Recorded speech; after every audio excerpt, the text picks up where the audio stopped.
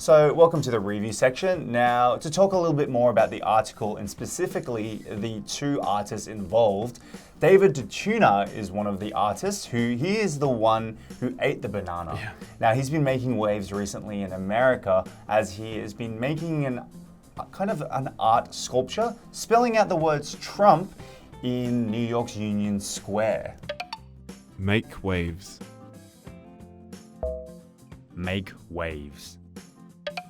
Maurizio Catalan was the artist who produced this banana worth over $100,000. So it's interesting because he is known for his hyper-realistic art style. Hyper-realistic. Hyper-realistic. And I do believe David DeTuna is interested in meeting, but there has been no comment from Mr. Catalan so far. But the interesting thing is that this has spurred on a bunch of people on social media to kind of produce these parody kind of stunts involving eating pieces of art. Parody. Parody.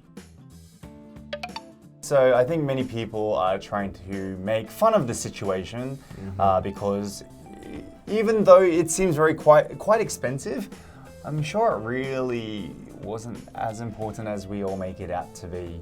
Not like some traditional art and some contemporary art though these days. So talking a little bit more about traditional art, contemporary art, who are some artists that you admire, Sam? Van Gogh, definitely. I'm very, very, how can I say, influenced by his works. And I took art when I was in high school, and I always tried to imitate his work, especially Starry Night and his one of the Sunflower. But apart from that, I don't really have a huge interest in art. Museums usually drain the energy right out of me. Right. I remember like running to the Mona Lisa and then getting out of there when I went to Paris. But yeah, I do have a kind of special place for Van Gogh's work. How about you? See, I appreciate art in all forms. I'm not what I would call an art kind of expert at all. But I prefer things like Renaissance paintings. I find Renaissance paintings very interesting for the time and how detailed they are. I think they're fantastic pieces of artwork. But then I like modern art as well, but not something as, in my opinion, stupid as a banana taped to a wall. Right. I think people like Banksy's pretty cool. Oh yeah, Banksy's cool. He's, I guess, a contemporary artist, though, a political artist as well, based in the UK. Right. So yeah, I think he is kind of cool as well. Now, you said that museums drain the energy out of you. Yes. But do you have a favorite museum that you've been to? And where is it? Probably the Tate Modern, which is in London. London is great for museums. They're all having free entry.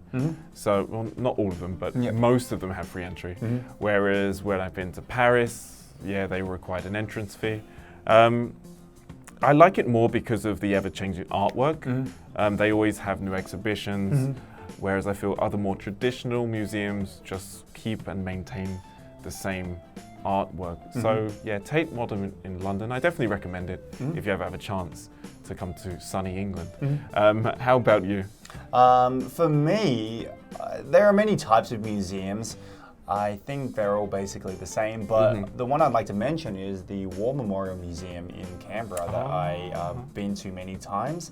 I find historical museums far more interesting than art galleries or the museums that have just pictures or photographs or anything like that.